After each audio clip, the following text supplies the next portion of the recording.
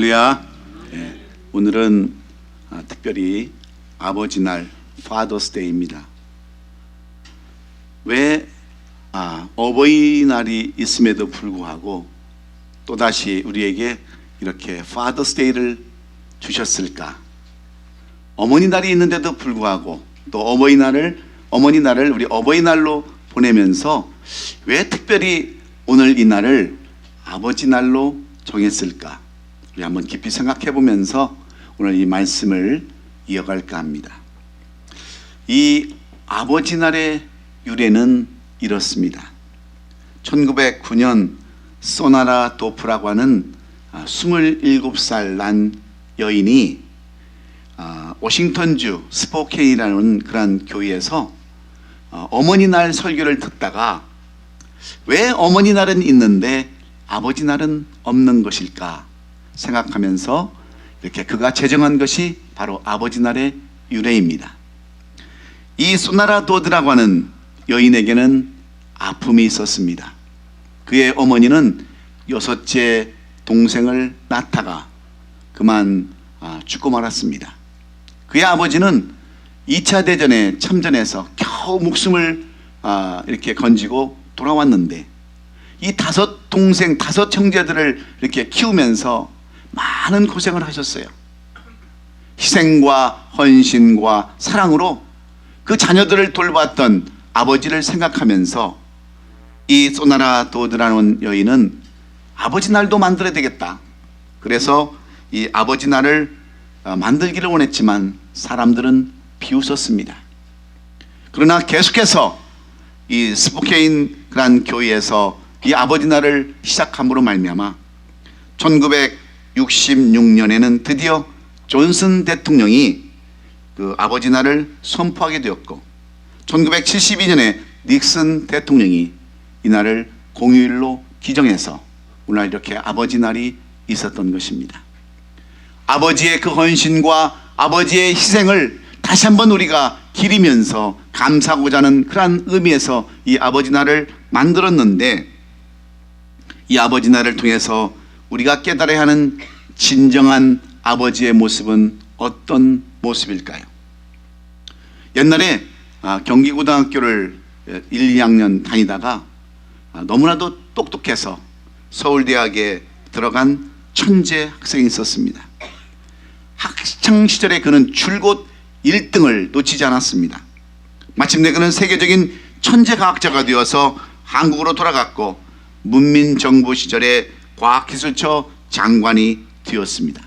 그런데 어느 날 그의 아들이 콩팥이 이제 상해서 이식수술을 받지 아니하면 죽게 된다고 하는 그러한 진단을 받게 됩니다. 아버지의 천재적인 능력도 천재적인 과학자라는 이름도 아들의 병 앞에서는 아무런 의미가 없었습니다. 아버지가 그토록 천재적인 머리를 갖고 천재적인 과학자가 된다 할지라도 아들의 상한 콩팥을 고칠 수는 없었기에 그는 겸손히 하나님 앞에 무릎을 꿇습니다. 하나님, 내가 어떻게 해야 저 아들을 살릴 수 있습니까? 그는 하염없는 눈물을 흘리면서 눈물을 닦고 그는 결심을 합니다. 내가 비록 콩팥을 자식에게 줌으로 말미암아 자식이 살 수 있다고 한다면 콩팥 아니라 그 무엇을 못 주겠습니까? 하고 그는 콩팥 이식을 결정을 하고 자식에게 콩팥을 주어서 그 자식을 살리게 됐는데 그분이 바로 명지대 총장을 지냈던 정근모 박사의 이야기입니다. 자신의 콩팥을 주고서라도 아들을 살려내는 아버지, 이것이 이 땅의 모든 아버지들의 마음이 아니고 무엇이겠습니까? 자식을 살릴 수만 있다면, 자식이 잘 되는 길이 있다고 한다면 자신의 콩팥 아니라 그 무엇이라도 주고 싶어하는 그 사람들이 바로 아버지요 우리 어머니인 줄로 믿습니다. 그런데 불행하게도 요즘 젊은 시대의 사람들은 어떻습니까? 아예 결혼을 하려고 하지도 않습니다. 아버지가 되려고 하지도 않습니다. 그래서 지금 우리나라는 저출산 국가가 되고 말았어요. 이대로 가다가 보면 결국 나라도 민족도 다 사라질 위기에 지금 우리는 놓여져 있습니다. 왜 그들은 그토록 결혼도 포기하고 아버지가 되는 것도 어머니가 되는 것도 왜 그들은 다 포기하고 살아가는 것일까요? 사랑을 더 이상 하기 싫다는 겁니다. 희생도 하기 싫다는 거예요. 헌신도 하기 싫다는 겁니다.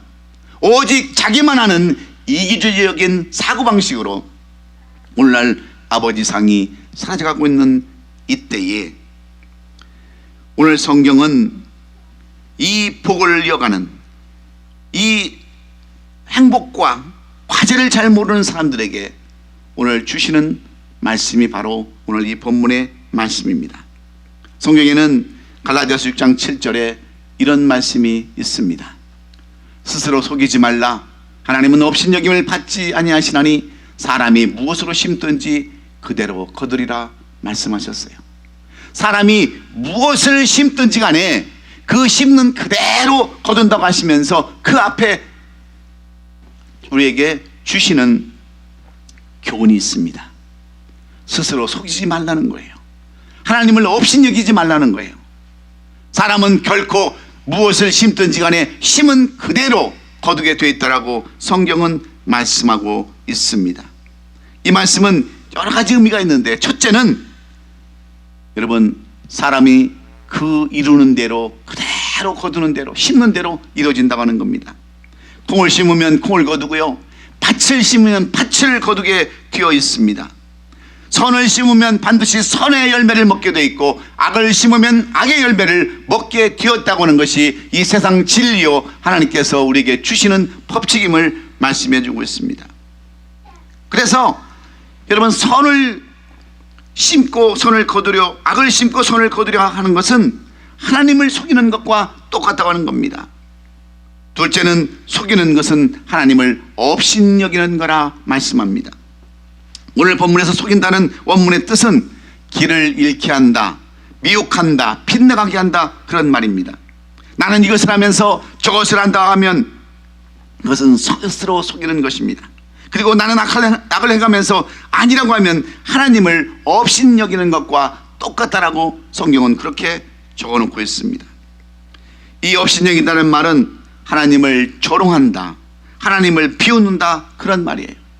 내가 여러분 잘못된 길을 가면 하나님을 조롱하고 하나님을 비웃는 것과 같은 이치라고 하는 그러한 말씀을 우리에게 주고 있습니다.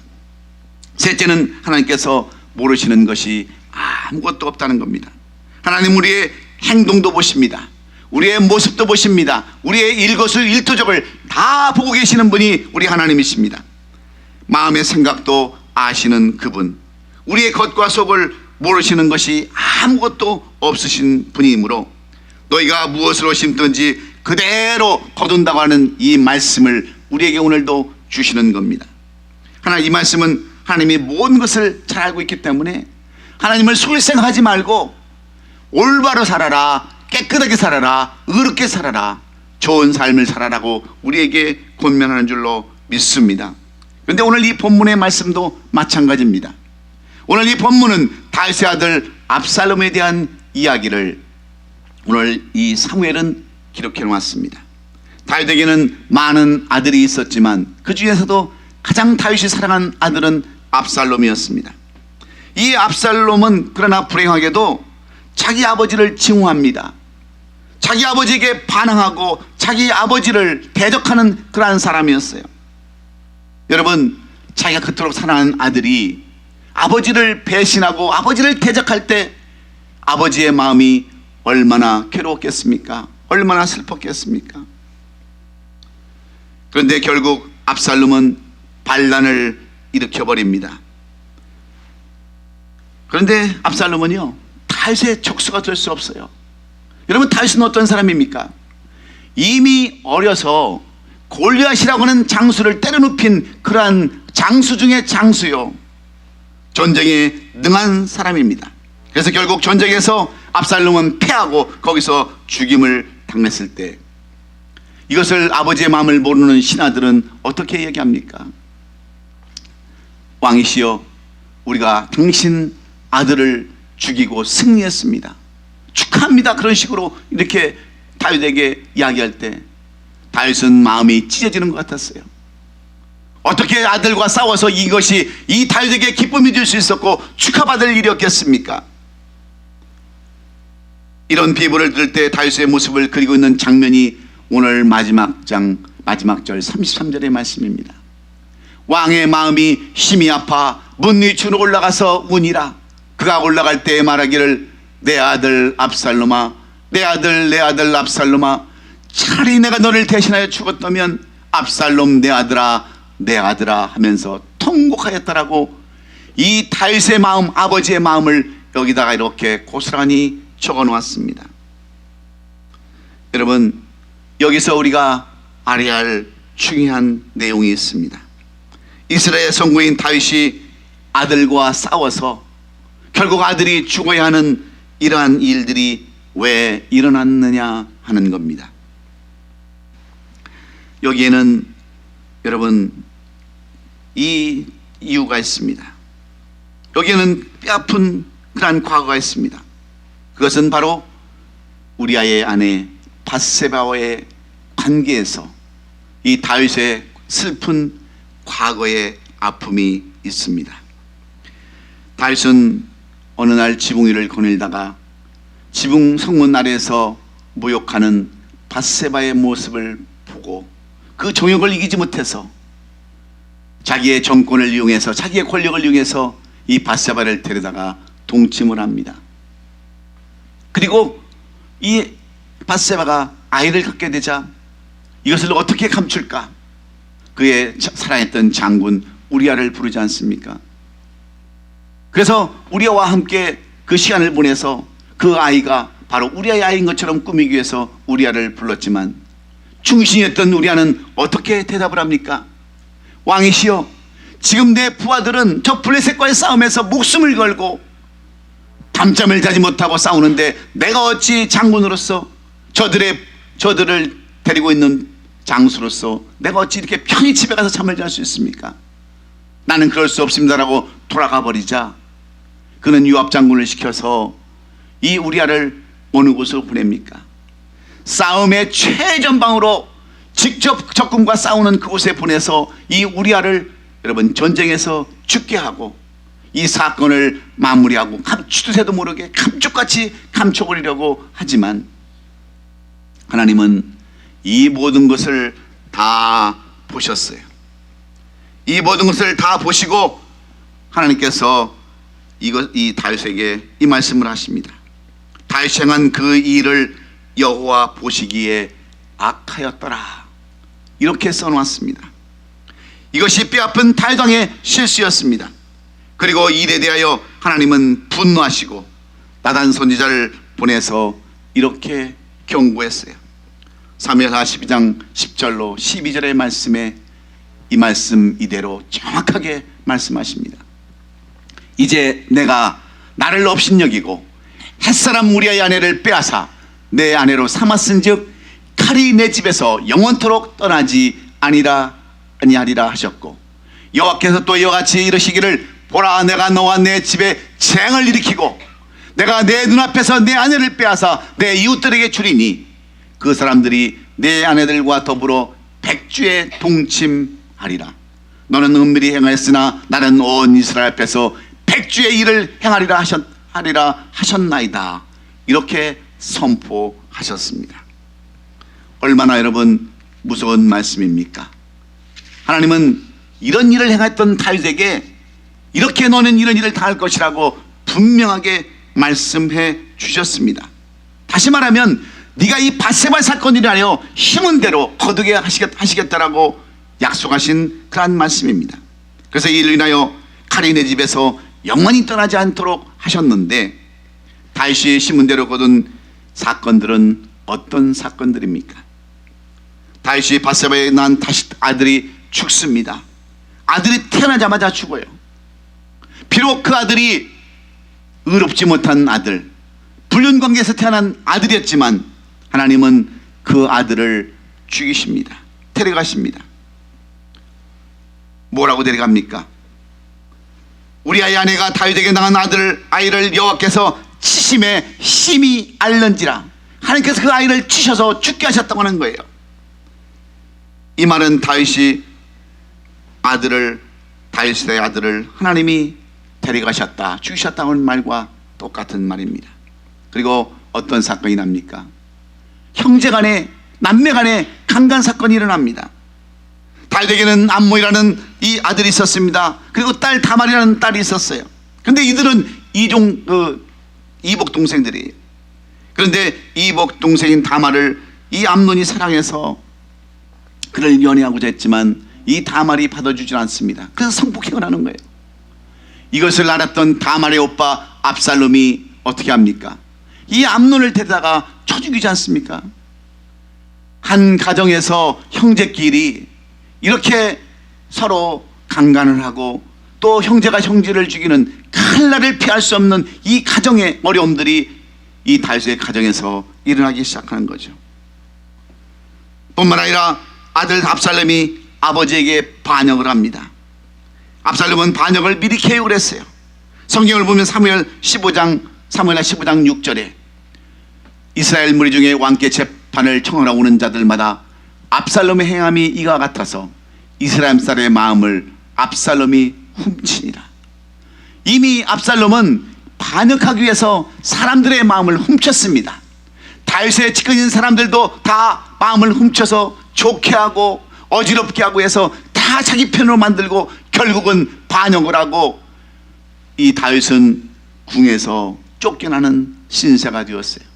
얼마나 급했던지 신발도 신지 못하고 자식의 반란으로 인하여 그는 울면서 도망했다라고 성경은 그렇게 기록해 놓았습니다. 그리고 사울왕의 그 다윗왕의 후궁들과 이 압살롬이 동침을 하는 거예요. 대낮에. 어찌 보면 다윗이 데리고 있던 후궁들, 따지고 보면 어머니 같은 그러한 후궁들을 압살롬은 보란듯이 대낮에 그들을 다 여러분 동침을 합니다. 아버지의 완전히 그 유상을 다 땅에 떨어뜨려 버려요. 그리고 그 사울의 친족인 시므이가 다윗을 얼마나 저주합니까? 사무엘하 16장 7절로 8절에 보면 시므이가 저주하는 가운데 이와 같이 말하느니라. 피를 흘린 자여 사역한 자여 가거라. 사울의 족속의 모든 피를 여호와께서 내게로 돌리셨도다. 그를 이어서 내가 왕이 되었으나 여호와께서 나라를 내 아들 압살롬의 손에 넘기셨도다. 보라, 너는 피를 흘린 자이므로 화를 자초했느니라. 지금 이 다윗은요, 여러 가지 일들로 인하여 엄청난 고통을 받고 있는 중입니다. 아들 압살롬이 반란을 해서 지금 궁에서 쫓겨나온 그러한 어려운 때입니다. 자식끼리 서로 싸우고 강간을 하고 죽이는 그런 가운데 있습니다. 그리고 아들이 죽습니다. 이런 엄청난 가운데서도 또 시므이가 이 다윗을 저주를 퍼붓지 않습니까? 얼마나 힘든 삶을 살고 있는지 모릅니다. 그런데 이런 와중에서도 하나님은 전쟁을 다윗의 승리로 이끌어 가십니다. 여러분, 압살롬에게는 유명한 전쟁의 책사가 있었어요. 그 이름은 아히도벨이라는 사람입니다. 오늘날로 따지면 중국의 제갈량 같은 그런 전쟁의 책략가입니다. 그래서 이 압살롬은 아히도벨의 그 책사를 통해서 그 전쟁의 그 술책을 통해서 얼마든지 이 다윗을 이길 수가 있었고 다윗은 그 전쟁에서 죽음을 당할 수 있었습니다. 그런데 하나님께서는 이 압살롬의 마음을 바꿉니다. 아무리 생각해도 아히도벨을 믿을 수가 없었어요. 그래서 후세라고 하는 책사를 바꾸어서 전쟁을 했지만 결국 하나님은 이 아버지의 편에, 다윗의 편에 서셔서 이 전쟁을 승리로 이끌어 가십니다. 그러면 다윗이 자기 아들과의 전쟁의 원인을 어디서 찾았을까요? 왜 하나님은 다윗을 여러분 살리시고 압살롬을 패하게 하셨을까요? 오늘 우리는 여기서 귀한 교훈을 얻어야 합니다. 오늘 특별히 아버지 날을 맞이해서 왜 다윗을 하나님께서는 세우시고 그를 위대한 성군으로 아버지의 본을 보이는 모습으로 세우셨는가를 오늘 우리는 깨달아야 합니다. 우리는 늘 아버지 날이 되면 자식들로 하여금 밥이나 얻어먹고 선물이나 받는 그런 아버지 날로 여기지만 오늘 이 성경은 반드시 우리에게 주시는 교훈의 말씀이 있습니다. 이 아버지 날을 통해서 다윗이 어떻게 해서 진정한 아버지의 모습을 보일 수 있었는가? 어떻게 해서 다윗은 그 압살롬을 제압하고 전쟁에서 승리할 수 있었는가? 다윗이 왜 그렇게 하나님 앞에 합한 자의 삶을 살 수 있었는가를 오늘 우리에게 보여주고 있기 때문입니다. 결국 전쟁에서 압살롬은 패하고 다윗은 전쟁에서 승리를 합니다. 그런데 이 다윗이 여기서 깨달은 게 있어요. 내가 이토록 자식이 죽음을 당하고 가정의 칼날이 피하지 못하는 그러한 이유는 분명히 자기의 과거 때문이라는 것을 그는 깨닫습니다. 자기가 뿌린 것에서 자기가 거뒀다는 것을 이 다윗이 깨달았어요. 그래서 아버지가 이겼지만 기쁜 것이 아닙니다. 자신이 지은 죄 때문에 가정이 아픔이 왔다는 것을 그는 깨달으면서 그는 내 아들 압살롬아, 내 아들 압살롬아, 내가 너를 대신하여 죽었더라면 하는 그러한 아픔과 고백을 하면서 통곡하는 아버지의 모습을 우리에게 보여주는 것입니다. 사랑하는 성도 여러분, 오늘 우리는 이 아들의 이름을 부르면서 통곡하는 다윗의 마음을 우리는 오늘 헤아려 봐야 합니다. 내 아들 압살롬아라는 이 말 속에는 아들을 사랑하는 아버지의 간절한 모습이 거기에 담겨져 있기 때문입니다. 얼마나 아들을 사랑했으면 여러분 이런 통곡을 하겠습니까? 사실 따지고 보면 압살롬은 자기를 죽이고 왕권을 차지하려고 하는 원수 같은 사람들이에요. 원수 같은 사람입니다. 대낮에 이 후궁들을 다 취해서 아버지 얼굴에 먹칠을 하고 가문에 완전히 가문을 말살시키려는 이 아들이 어떻게 보면 왼수 같지만 그래도 이 다윗은 이 아들을 사랑했습니다. 왜 그렇습니까? 자기의 죄 때문에, 자기의 허물 때문에 모든 일들이 일어났다는 것을 그는 깨달았기 때문에 그렇습니다. 오늘의 이런 가정의 풍파는 다 내가 잘못 심은 것 때문에 일어난 사건이라고 이 다윗은 이렇게 고백하고 있는 겁니다. 자신의 죄를 고백하는 통곡의 소리에 우리도 우리 자신을 비춰봐야 합니다. 사랑하는 성도 여러분, 다윗이 살던 시대나 오늘 우리가 사는 이 시대는 다 똑같습니다. 죄인으로 태어나서 죄인으로 살아가는 것이 오늘 우리 인간들의 모습입니다. 그 옛날이나 지금이나 조금도 다를 바가 없어요. 그러므로 오늘 우리가 살고 있는 우리는 정말 어떤 모습으로 살아가야 되겠습니까? 어떤 아버지의 모습으로 우리가 살아가야 되겠습니까? 콩 심은데 콩 나는 원리, 팥 심은데 팥 나는 원리, 이것이 하나님의 법칙이고 자연의 법칙인데 여러분들은 지금 무엇을 심고 있는지 살펴봐야 합니다. 하나님이 나를 축복할 수 있는 하나님의 말씀대로 순종하고 살아가는지, 정말 우리의 삶 가운데 아버지로서의 무엇을 심고 자식들에게 무엇을 보여줄 것을 우리가 심고 있는지 한번 우리는 생각해 봐야 합니다. 그러면 그런 것들이 다 축복이 되고 하나님께서 마음을 바꾸시고 압살롬을 패하게 하시고 다윗을 세우시는 하나님의 놀라운 능력이 우리에게도 임하는 줄로 믿습니다. 그러므로 오늘 우리는 본문의 다윗을 보면서 무엇을 심은가를 말씀해 주시는데, 다윗은 그러한 와중에도 무엇을 심었길래 하나님은 너는 내 마음에 합한 자라고 그를 세우시고 아버지의 유산을 다시 찾게 하시며 위대한 성군으로 이 다윗을 다시 세워주셨을까요? 오늘 우리는 우리가 심어야 할 것이 무엇인가, 다윗을 통해서 우리가 무엇을 심어야 될까를 다시 한번 깨닫기를 원하는데, 첫째는 선지자의 말을 듣고 회개를 심었다고 하는데 여러분 큰 의미가 있는 겁니다. 본문에 보면 나단 선지자가 다윗을 찾아와서 조용하게 얘기를 합니다. 어느 사람이 양 100마리가 있는데 한 마리 있는 사람의 것을 빼앗아 갔다고 하는 그러한 말입니다. 어느 집에 99마리의 양을 가진 사람이 손님이 찾아왔어요. 근데 그 양을 잡기에는 너무나도 아깝습니다. 그래서 옆집에서 그 양 한 마리를 키우는 가난한 집에 가서 그 양을 뺏어다가 손님에게 대접을 하는 거예요. 그 집은 그 양을 식구처럼 대하고 지금까지 살아왔습니다. 자식처럼 생각하고 살아왔습니다.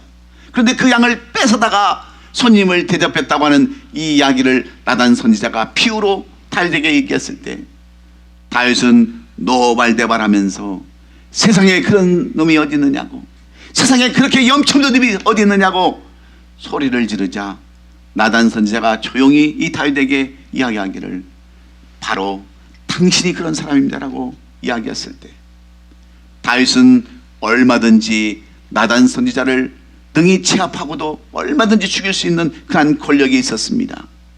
이스라엘의 왕입니다. 못할 것이 없는 그러한 왕임에도 불구하고 이 나단 선지자의 이야기를 듣고 그는 무릎을 꿇고 회개합니다. 내가 잘못했습니다. 내가 정말 죽을 줄을 졌습니다라고 회개하는 이 회개의 씨를 심는 다윗을 오늘 우리에게 성경은 보여주고 있는 것입니다. 그렇습니다. 이 말씀은 했을 때 여호와께서도 당신의 죄를 사하셨나이다. 당신이 죽지 아니하리라. 나단 선지자가 대답한 내용입니다. 당신이 그렇게 회개함으로 인해서 당신이 죽어야 할 자리에 당신 아들 압살롬이 죽었다고 하는 그런 내용과 여러분 무슨 차이가 있겠어요? 여러분 그래서 회개처럼 중요한 것이 없습니다. 여러분 우리는 지금까지 아버지로서의 어떤 삶을 살아오셨나요? 정말 여러분이 아버지로서의 사명과 여러분이 의무를 다하고 사셨는지 한번 우리 자신을 살펴보기를 간절히 원합니다. 우리는 세상 살면서 이런저런 잘못을 할 수 있습니다. 여러분 인간인데 잘못 안 한다는 것은 있을 수 없는 일입니다. 누구에게나 다 잘못할 수 있습니다. 문제는 잘못을 알면서도 회개치 않는다는 것이 문제 중에 문제입니다. 그래서 잘못을 알았다면 회개하고 돌이키는 삶을 살아야 한다는 거죠. 오늘날 우리 아버지들은 어떻습니까? 나는 어쩔 수 없는 인간이라고 여러분 합리화를 하잖아요. 나는 그렇게 태어났다라고 성격이 그렇다라고 잘못하고도 인정하지 않는 사람들이 얼마나 오늘 이 시대에 많이 살아갑니까? 오늘 아버지들의 그런 모습이에요. 저도 이 말씀을 묵상하면서 제 자신 한번 생각해 봤어요. 얼마나 고지식하고 얼마나 고집이 센지. 내 말이면 바로 진리로 통했던 그러한 삶을 저도 살았어요. 한번 내가 뱉은 말은 그것이 진리로 여길 정도로 그렇게 오만한 삶을 살았습니다. 그래서 아이들이 늘 불안해하죠. 혹시 무슨 벼락이 떨어질까? 저도 그렇게 삶을 살았어요. 아버지의 유상만 나타냈지 결코 내 자신의 잘못이 무엇인가는 결코 되돌아보지 못했던 제 자신을 보면서 어제 말씀을 묵상하면서 많이 되돌아봤어요. 성질은 급한 데다가 안 되면 때로는 욕부터 하는 그런 내 자신을 살펴보면서 우리 아버지의 모습이 어떤 모습인가를 우리는 한번 살펴봐야 합니다. 여러분 얼마나 여러분 회개하고 살았어요? 잘못을 전부 다 전가합니다. 다 남 탓으로 돌리는 거예요. 그러니 여러분 가정에 무슨 복이 있겠어요? 무슨 화평이 있겠어요? 여러분 저는 저 자신을 먼저 회개합니다. 제가 그런 삶을 살지 못했기 때문에 그래요. 그러나 오늘 우리도 마찬가지입니다. 우리는 다 잘못할 수 있어요. 옳은 길로 가지 못할 때가 있어요. 중요한 것은 돌이키고 회개하는 것. 다윗이 잘하는 것이 바로 이것입니다. 잘못을 지적했을 때 회개할 줄 아는 그러한 회개를 심었을 때 하나님은 압살롬을 이기게 하시고 승리케 하시고 목숨을 건져주신 줄로 믿습니다. 그런 주인을 살려주신 분이 바로 우리 하나님이시기에 오늘도 선지자의 말을 듣고 회개하는 저와 여러분 되시기를 주의 이름으로 축원합니다. 두 번째로 선지자를 통하여 말씀을 심었습니다. 이 말은 선지자에 통하여 주신 말씀에 순종했다는 거예요. 하나님은 다윗을 그렇게 사랑하셨습니다. 내 마음에 합한 하나님의 사람 다윗이었어요. 그런데도 하나님은 다윗에게 직접 말씀하지 않았습니다. 하나님은 얼마든지 다윗에게 말씀하실 수 있는 능력이 있지만 선지자 나단을 통해서 이 말씀을 전해주셨어요. 이것이 오늘 우리에게 중요한 말씀입니다. 그러므로 우리에게는 이 선지자들을 통해서 주신 말씀을 잘 들어야 되는 거예요. 선지자의 말이 하나님의 말씀이기 때문에 그렇습니다. 때로는 하나님이 주시는 말씀과 같기 때문에 그래요. 그런데 안타까운 것은 사람들이 선지자가 주신 말씀들을 인간의 말로 듣는다는 데에 문제가 있습니다. 그래서 회개도 없습니다. 바른 것을 심을 수가 없습니다. 인간적으로 신앙생활을 할 수밖에 없습니다. 제가 부족하지만 때로는 여러 가지 권면의 말씀을 여러분에게 드립니다. 광고할 때도 여러분 드리지 않습니까? 여러분 우리 교회가 이제 회복하는 교회가 되어야 되는데, 회복을 넘어서 부흥하는 교회가 되어야 되는데, 여러분 한 번에 1년에 한 번, 단 한 번이라도 전도하는 그러한 삶을 사십시오. 수없이 우리가 부탁을 하죠. 그런데 어떻게 듣습니까? 말씀에 순종하기보다는 사람의 말로 듣습니다. 순종하지 않아요. 새벽제단 한 번만에 나와서 영성을 쌓으면서 합시다 해도 안 듣습니다. 인간의 말로 듣는 거예요. 중보기도 합시다 해도 그 말씀을 듣지 않는 거예요. 그러니 여러분, 하나님의 말씀을 여러분 말씀으로 듣지 않냐고 순종하지 않는 곳에 무슨 여러분 기쁨이 있겠고 무슨 축복이 있겠어요? 하나님은 절대로 선지자를 통해서 말씀하셨던 그 내용대로 다 이루게 하시는데, 그 말씀을 순종하지 않으면 어찌 우리가 여러분 하나님이 주시는 복을 받을 수 있겠느냐 하는 것입니다. 여러분, 얼마든지 나단 선지자를 다윗은 제거해 버릴 수 있었습니다. 그러나 다윗은 어떡합니까? 하나님이 주신 그 말씀 그대로 순종하면서 그것을 받아들였을 때에 그는 다시 아버지의 유상을 뒤찾고 이스라엘의 성군으로 마지막 때까지 평강을 누리다가 이 세상 떠나고 주의 품에 안긴 줄로 믿습니다. 한 여객선이 심한 폭풍으로 인해서 난파되어 가지고 어느 무인도에 도착하게 되었습니다. 승객들이 머리를 다 맞대고 아무리 의논을 해도 이 무인도를 빠져나갈 방법이 없습니다. 그래서 그들은 난파된 주위의 배를 살펴보니까 그래도 몇 달치 먹을 양식과 실을 발견해서 가져옵니다. 그리고 그 중에 있는 리더 한 사람이 대충 얘기를 하는 거예요.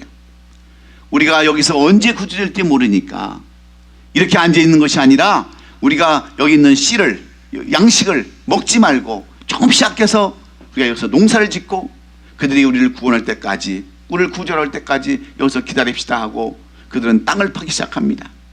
처음에는 열심히 순종합니다. 열심히 땅을 파는데 언제 어느 때 해적들이 묻어놨는지 거기에 있어서 금은보화가 나오기 시작합니다. 엄청난 황금들이 나오기 시작합니다. 그러니까 그 사람들은 농사를 지려고 땅을 파는 것이 아니라 이제는 황금을 얻기 위해서 땅을 파기 시작합니다. 그리고 몇 개월씩 지나가면서 남은 양식을 다 먹어버립니다. 결국 리더의 말을 듣지 않냐고, 그들을 이끌어가는 사람의 말을 듣지 않고 그들은 양식을 다 먹어버린 뒤에 나중에 구조대가 그 무인도를 찾아내고 가보니까 황금은 산처럼 쌓였는데 그 옆에는 시체들이 산을 이루고 있었음을 발견했습니다. 무엇을 이야기하는 내용입니까? 말씀을 말씀대로 받지 않냐고 순종하지 못함으로 세상 것을 찾다가 결국 그들은 구원되지 못하고 죽었다고 하는 이 이야기를 통해서 우리는 무엇을 오늘 배워야 합니까? 우리 아버지들, 특별히 아버지 날 통해서 우리가 정말 자식들에게 어떤 밥이나 한 끼 얻어먹고 선물이나 받는 그런 이 아버지 날이 아니라 우리도 하나님의 말씀에 따라 순종하며 삶으로 자식들에게 뭔가를 보여줄 수 있는 그런 아버지가 되기를 저는 간절히 소원해 봅니다. 사랑하는 성도 여러분, 사람들에게는 누런 황금덩어리가 쌓여야 사는 것이 아닙니다. 미래를 향한 그러한 말씀에 대한 씨앗을 뿌릴 때, 그 씨앗을 심을 때 우리는 평강의 삶, 아름다운 삶, 진정한 아버지의 모습대로 살아갈 수 있기에 오늘도 우리가 먼저, 아버지가 먼저 말씀에 순종하는 삶을 살아가시는 우리 성도들이 될 수 있기를 예수님의 이름으로 축원합니다. 마지막으로 선지자를 통해서 주시는 말씀을 통해서 기도를 심었습니다. 오늘 우리는 회개의 씨앗을 심고 기도의 씨앗을 심어야 합니다. 영적인 씨앗을 심어야 합니다. 다윗은 이 나단 선지자의 지적에 따라서 그 즉시 하나님 앞에 엎드려서 간구합니다. 하나님, 내가 잘못했습니다. 그러니 내 죄를 용서해 주시고 앞으로 이 이스라엘을 하나님 축복해 달라고 간절히 간구함으로 말미암아 이 다윗 시대에 여러분 이 이스라엘은 태평성대를 이루고 온 나라가 통일되는 그러한 놀라운 역사를 경험할 수 있었습니다. 그런데 오늘날 우리가 무엇이 부족합니까? 우리는 기도를 너무 안 해요. 자식들이 잘 되고 가정이 잘 되고 사업이 잘 되고 직장이 잘 되고 모든 것이 잘 되기를 원하지만은 오늘날 아버지들의 기도가 너무나도 부족합니다. 원하기는 원하는데 기도하는 모습들이 없어요. 그러니 여러분, 자식들이 뭘 보고 여러분 배우겠습니까? 아버지가 기도하지 않는데 자식들이 기도하겠어요? 오늘날 많은 자녀들을 보면요, 자식들이 교회를 안 나갑니다. 그러면 부모들은 뭐라고 얘기합니까? 너무나도 강요하면 애들이 상처를 입을까 봐서 강요도 못하고 그냥 교회 안 나가는 거 내버려 둔다라고 그렇게 얘기를 해요. 여러분, 그렇게 해서 교회를 안 나가기 시작하면 걔들의 인생이 어떻게 되겠습니까? 왜 안 나가는 줄 아세요? 아버지의 삶이 기도도 안 하는 거예요. 기도도 안 하는 거예요. 우리가 그토록 새벽 예배 한번 일주일에 한 번이라도 드려보자라고 여러분 수없이 광고를 해도 권사님들하고 장로님들하고 사역자들밖에는 여러분 기도하지 않습니다. 기도하지 않는데 무슨 역사가 일어나겠으며 무슨 하나님의 감동이 있겠느냐는 거죠. 오늘 우리는 이 아버지 날을 맞이해서 다시 한번 이 기도의 불을 붙이는 저와 여러분이 될 수 있기를 주의 이름으로 간절히 축원합니다. 기도 없이 이루어지는 것 없어요. 기도 없이 하나님 응답 없습니다. 오늘도 단 하루라도 기도를 통해서 정말 하나님이 감동받고 하나님께서 이 다윗을 너는 내 마음에 합한 자라고 바꿨던 아버지의 유상을 다시 찾게 하는 그러한 아버지 날이 될 수 있기를 예수님의 이름으로 축원합니다. 말씀을 마치기를 원합니다. 다윗은 신약의 예수 그리스도를 조명해주는 그림자와 똑같습니다. 예수님은 우리를 사랑하셔서 예수님의 심장, 아니 예수님의 생명까지도 우리에게 내어주신 분이십니다. 죄로 말미암아 예수 그리스도를 업신여기는 삶, 속이는 삶을 그토록 살아가도 참고 인내하시며 우리에게 요구하는 것이 있는데 여러분, 그것이 무엇입니까? 오늘 아버지 날을 통해서 주님이 우리에게 바라시는 것은 아버지가 잘못했던 그러한 삶을 회개하고 돌이키는 겁니다. 선지자의 말씀을 통하여 순종하는 것입니다.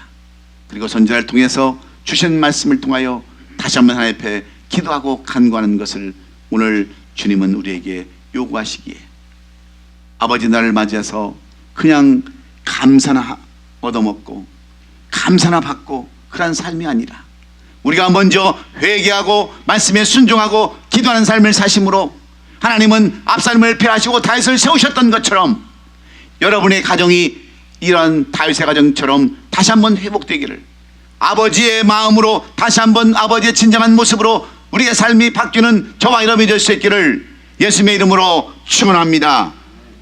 기도하겠습니다.